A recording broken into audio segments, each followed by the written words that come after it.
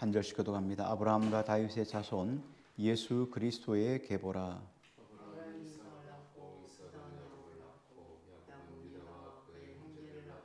유다는 다말에게서 베레스와 세라를 낳고 베레스는 헤스론을 낳고 헤스론은 람을 낳고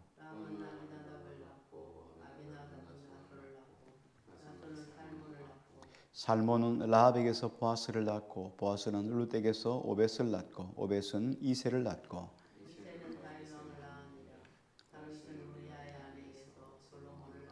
솔로몬은 르호보암을 낳고 르호보암은 아비야를 낳고 아비야는 아사를 낳고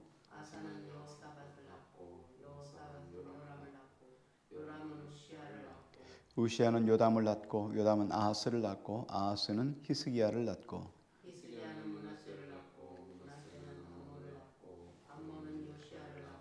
바벨론으로 사로잡혀 갈 때 요시아는 여고냐와 그의 형제들을 낳으니라.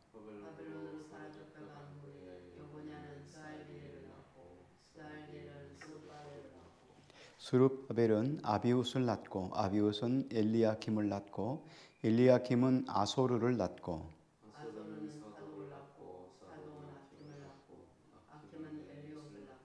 엘리웃은 엘르아사를 낳고 엘르아사는 mat단을 낳고 mat단은 야곱을 낳고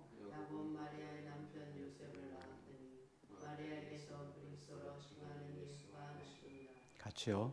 그런즉 모든 대수가 아브람부터 다윗까지 14대요 다윗부터 바벨론으로 사로잡혀 갈 때까지 14대요 바벨론으로 사로잡혀 간 후부터 그리스도까지 14대더라. 아멘. 네, 좋은 저녁입니다. 축복합니다. 오늘 마태복음 1장 1절부터 17절 오늘부터 마태복음을 강의합니다. 그래서 우리 처음 시간이니까 처음에 몇 시간은 마태복음 서론에 관해서 조금 설명을 하고 마태복음을 진행해 나가도록 하겠습니다. 마태복음은 신약 성경의 첫 번째 책입니다. 마태복음 제일 첫 번째 책이죠. 신약 성경은 네 가지 책으로 나누어져 있습니다. 하나가 복음서이고 두 번째는 역사서, 그리고 서신서, 그리고 예언서로 되어 있습니다. 우리가 잘 아는 것처럼 예언서는 요한계시록을 예언서라고 하고 서신서는 바울 서신을 이야기합니다. 쭉 보면 다 바울이 쓴 편지 보면 로마서부터 시작해서 고린도전후서, 고린도 교회에 보낸 편지, 로마 교회에 보낸 편지, 다 로마서, 다 서신서죠. 서신서, 그 다음에 역사서는 사도행전이에요. 사도들의 행적을 기록했다. 그래서 역사적인 것들 역사서. 그리고 마태, 마가, 누가, 요한복음을 복음서라고 이야기를 합니다.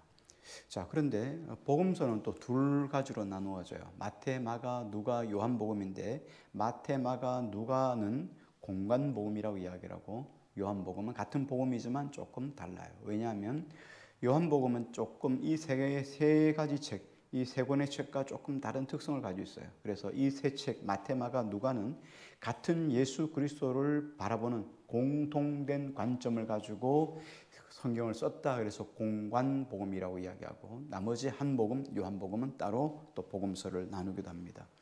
마태복음의 저자는 우리가 잘 아는 것처럼 마태복음의 저자니까 마태가 썼겠죠. 마태가 썼습니다. 마태는 원래 레위라고 부르기도 하죠. 원래 이름은 레위였어요. 직업은 세리였습니다. 근데 세리는 그 당시에 어떤 사람들이었냐면 세리는 세관에서 물건을 가지고 이렇게 하는 거예요. 세리는 그 당시에 두 종류로 나누었습니다. 한 종류는 정부가 이렇게 공무원처럼 월급을 주는 그런 세리가 있는가 하면 또 한 사람은 그 기본 요금만 주듯이 말이죠. 자기가 알아서 중재해서 그 나머지를 먹는, 다시 말하면 이 세리들은 주로 로마에 세금을 바치지 않습니까? 로마의 식민지니까. 그러니까 로마가 식민지 사람들을 세울 때 로마의 일정 세금을 올리게 합니다. 예를 들어서 한 달에 1,000만 원을 집어넣어라. 그러면 이 사람이 수단과 방법을 가리지 않고 1,000만 원을 채워 넣으면 돼요. 만약에 5,000만 원을 내가 세금을 받으면 4,000만 원은 자기가 가지는 거죠. 그러니까 능력이 많은 사람은 많이 가질 수 있어요. 포악하고 악할수록 많은 세금을 걷어낼 수 있죠. 그러니까 로마의 입장에서는 어쨌든 세금을 잘 거두는 사람이 유능한 사람이에요. 그런데 유대인에서 입장에서 봤을 때는 민족의 고의를 빨아먹는 아주 나쁜 사람이에요. 그래서 이 세리들을 향해서 유대인들은 아주 세리를 기생, 장기 이런 류의 사람으로 생각해요. 장기 이러면 장년 몸을 파는 사람이잖아요. 그러니까 죄인인데 불구하고 아주 경멸하는 직업이 장기예요. 그런데 짐승들도 보면은 개나 돼지 같은 경우는 아주 부정한 짐승이에요. 돼지는 발굽이 있지만 되새김질을 하지 못해요. 그러니까 되새김질을 하지 못하니까 부정한 짐승이에요. 개는 뭐 되새김질도 하죠. 가끔씩은 하지만 뭐 위장이 많으니까. 그런데 발굽이 없어요. 발이 있죠. 그래서 돼지나 개는 아주 부정한 짐승으로 생각해요. 그런데 개나 돼지 창기의 위에 누구를 두냐면 세리를 두는 거예요. 그러니까 세리가 얼마나 부정한 사람들이에요. 그래서 이 유대인들은 세리를 대할 때 어떻게 대했냐면 집을 지으면 세리가 저기 산다. 그러면 집 방향을 바꾸어 버려요. 특히 집을 지으면서 화장실을 지을 때 이렇게 변을 보는 말이에요. 큰일 볼 보는 방향으로 세리의 집 쪽으로 가도록 이렇게 해서. 그래서 세리를 아주 경멸해요. 그러니까 세리들은 주로 구원을 받기가 참 힘들어요. 왜냐하면 유대인들 속의 사람들이 안에 자기들이 가지고 있는 그 공동체 안에 유대인들 안에 세리를 집어넣어 주지 않았기 때문에. 그래서 세리는 천덕꾸러기고 제외된 사람들이에요. 그런데 그 세리가 예수님이 찾아가셔서 마태에게 찾아가서 너는 나를 따르라 이러니까 그때부터 이 세리 마태가 예수님을 따라서 예수님의 제자가 된 거거든요. 그러니까 놀라운 일이죠. 그래서 여기 마태복음의 저자는 세리 마태예요. 마태의 이름은 참 이름이 멋져요. 하나님의 선물이라는 이름이에요. 마태가 하나님의 선물이죠. 자, 놀랍죠. 이름이 상당히 멋있어요. 근데 이 마태복음이 언제 쓰였냐면 예수님이 돌아가시고 나서 예수님이 승천하시고 난 다음에 한참 뒤인 AD 70년경에 쓰여졌어요. 그러니까 그 후에 뭐 여러 가지 교회 안에 들어와서 이단들이 들어와서 그 서로 어떤 논리적인 어떤 교리적인 싸움이 계속 있었던 시기에 쓰여진 내용이에요. 그리고 이때 당시는 예수님께서 승천하시면서 이렇게 말씀하셨죠. 너희가 본 그대로 내가 다시 이 땅에 오리라 재림하리란 약속을 해주셨어요. 그런데 예수님이 승천하시고 난 다음에 1년, 2년, 3년 세월이 10년이 지나갔어요. 뭐 우리로 말하면 10년이면 강산이 한 번 바뀐다는데 지금 70년이 지났어요. 7번 강산이 바뀌었는데도 예수님은 오실 생각이 없는 거예요. 그러니까 유대인들도 다 하나님의 나라에 대한 재림에 대한 소망이 점점점 식어질 때예요. 그때 마태가 이 마태의 복음을 예수님의 복음을 써서 그들의 신앙을 다시금 세우는 거예요. 그래서 마가복음은 유대인들을 중심으로 유대인들이 저자이죠. 유대인들이 수신자예요.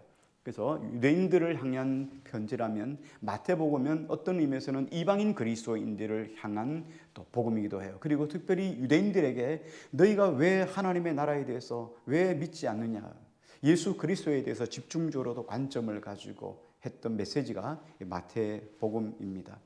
복음서는 네 권입니다. 마태, 마가, 누가, 요한복음이에요. 그런데 특히 공간복음이라고 하죠. 마태, 마가, 누가는 공간복음이고 요한복음은 이 세 권과 조금 특색이 달라요.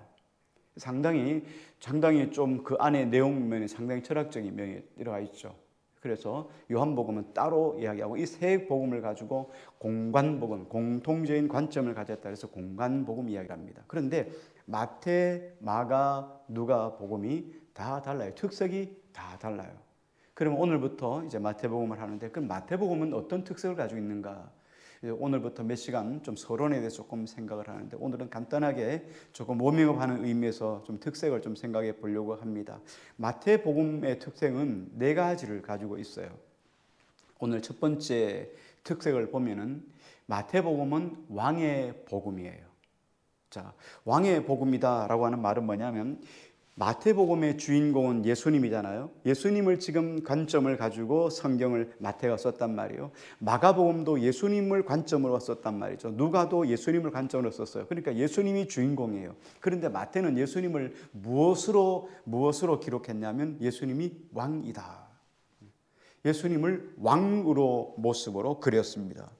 그 당시에 왜 그러냐면 유대인들이 예수님이 오셨을 때 뭐라고 생각했냐면 예수님은 유대인들의 왕으로 오신다고 생각했어요.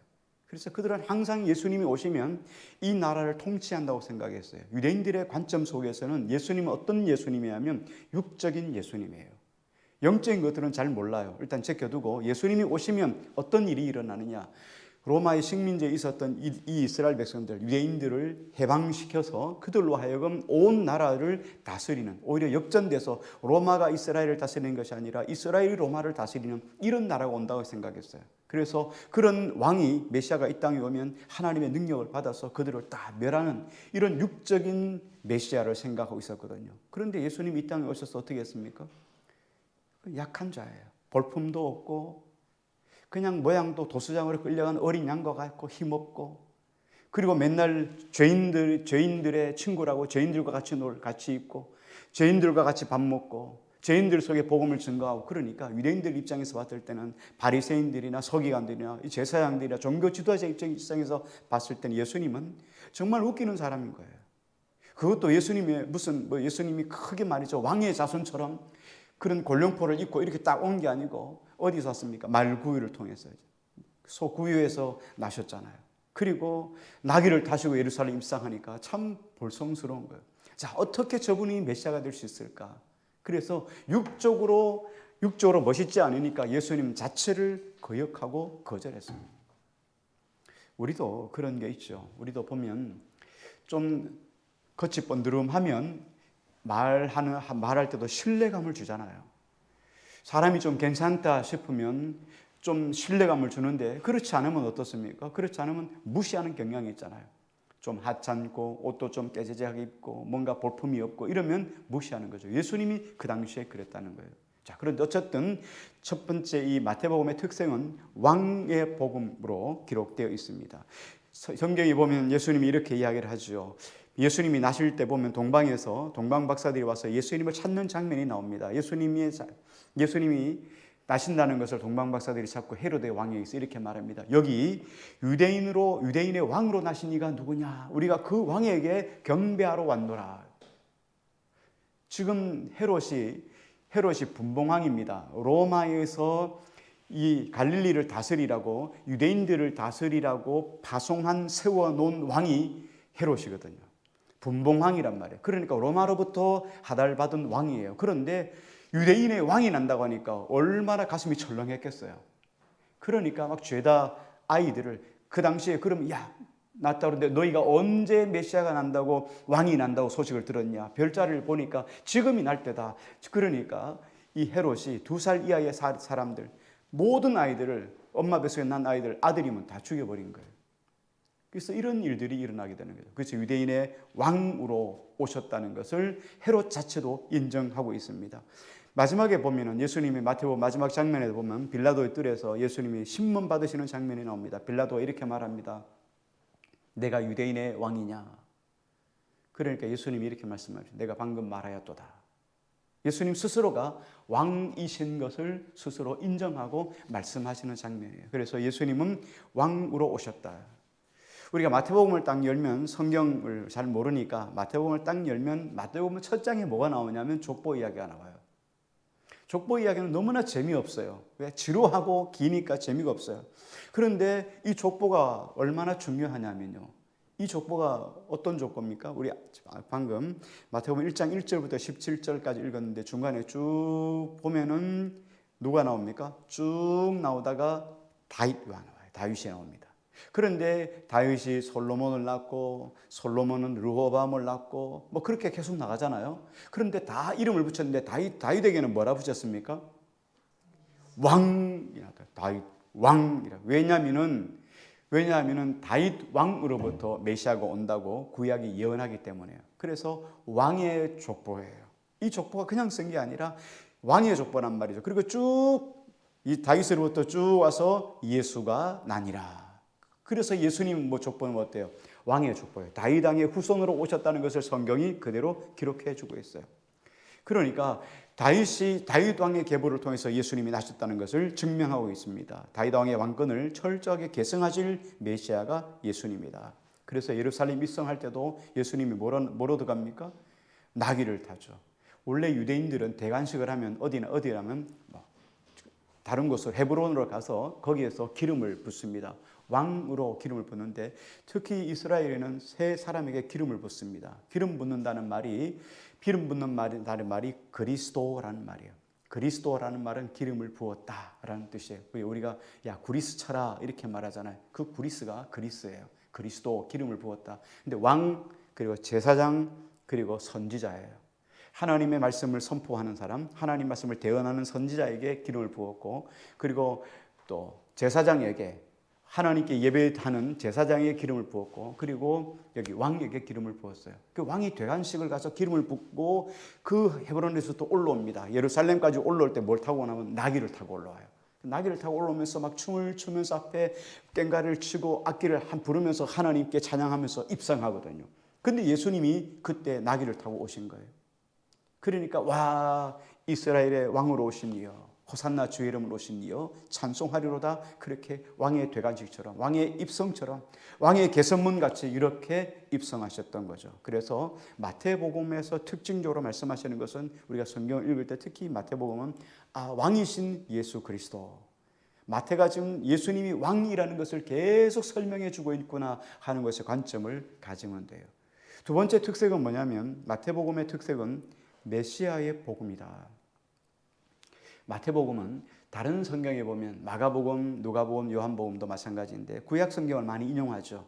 성경에 이르기를 이런 말씀을 많이 하시잖아요.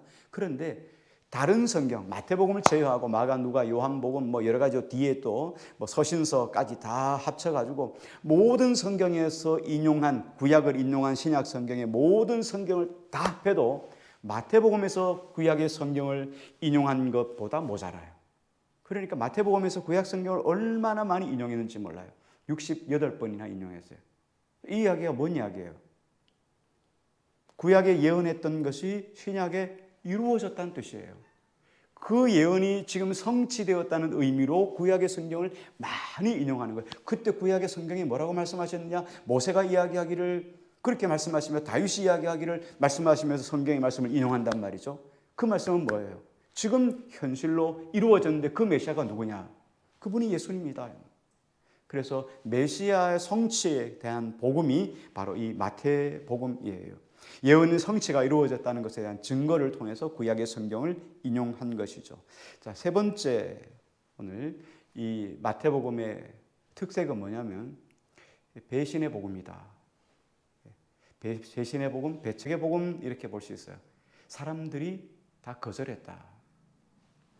왕이고 메시아로 오신 예수 그리스도, 왕으로 오신 예수님을 사람들이 대접하지 않았다.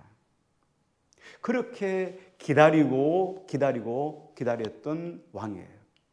구약의 역사가 여러분 상당히 길잖아요. 1800년 정도 되는 그 긴 역사를 가지고 있어요. 구약의 역사가.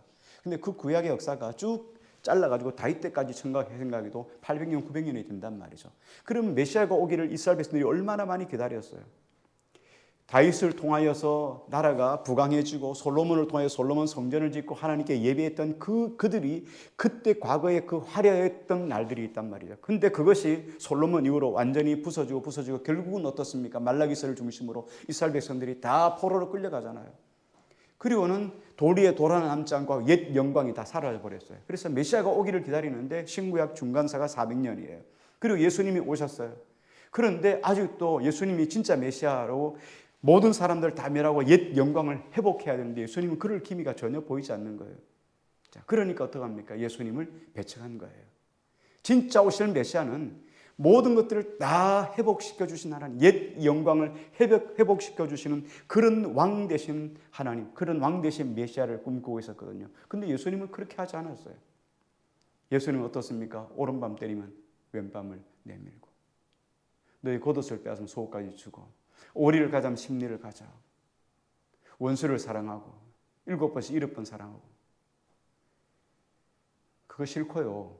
내가 하고 싶은 대로 다 하고 내가 나라를 다스리는 그런 사람이 되고 내가 원하는 걸 다 원하는 걸 사람들이 원했던 거죠. 그러니까 예수님을 싫어했어요. 성경 마태복음 전체가 다 그래요.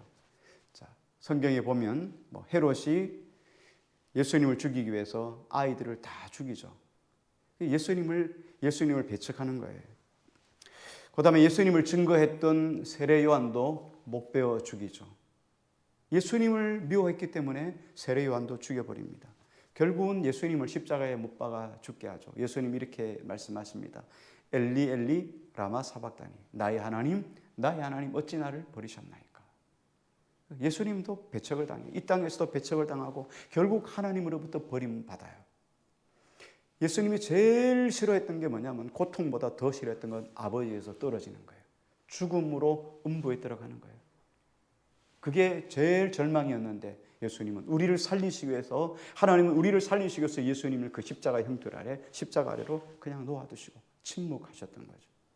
그래서 예수님은 계속해서 배척합니다. 그래서 마태복음은 배척의 복음이다. 그래서 마태복음에는 그런 부분들이 특히나 많이 강조되어 있어요. 예수님을 따르지 아니하니라, 버렸느니라, 싫어하느니라, 예수님을 죽이려고 돌로 쳐 들려고 그렇게 낭떠러지 끝까지 그를 끌고 가느니라, 이런 말씀들이 성경에 곳곳에 있어요. 그래서 마태복음 전체가 예수님을 배척했다, 배척의 복음이다, 이렇게 말씀하죠. 한 가지 더 마태복음의 특색이 있는데, 그럼에도 불구하고 마태복음을 읽다 보면은 희망이 생겨요. 왜냐하면 마태복음은 재림의 복음이에요. 재림에 대한 소망을 끊임없이 기록해 놓고 있어요.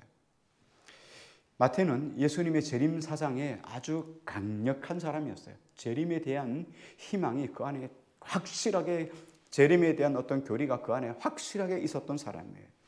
다른 복음서에서 볼 수 없었던 재림에 관한 복음이, 재림에 관한 말씀이 유독 마태복음에는 훨씬 많아요. 마태복음 24장은 다 재림에 관한 내용이에요. 예수님의 제자들이 이렇게 막, 예수님 재림에 또 어떤 일이 일어납니까? 어떤 일이 일어납니까? 그랬더니 예수님이 재림에 관한 이야기를 24장 전체에 설명하고 있어요. 재림 때는 이런 일이 일어나리라.